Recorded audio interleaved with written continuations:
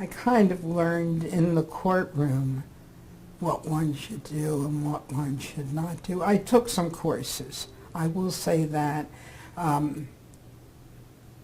I became aware of the courses out in Reno for state judges and asked Dick, and then a group of us, he agreed to arrange for a group of us to go out. Were those useful, those courses? Many of them were, some were not.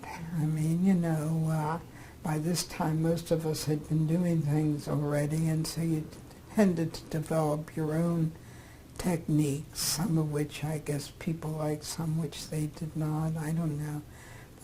My main thing was how can you expedite proceedings and still, well, we touched on this a little bit when Ralph and I had our seminar, our discussion, and that was once the law became such and the statutes, the Contract Disputes Act became into being, where the only due process that a contractor would have at the trial, or the government would have at the trial, was either at the board or at the Court of Federal Claims.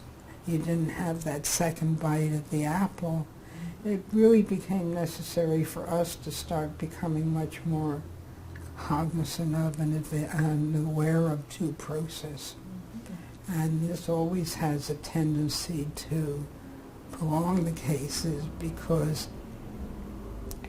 in the big cases, parties will get into discovery disputes, and you don't know how important things are going to be in some instances.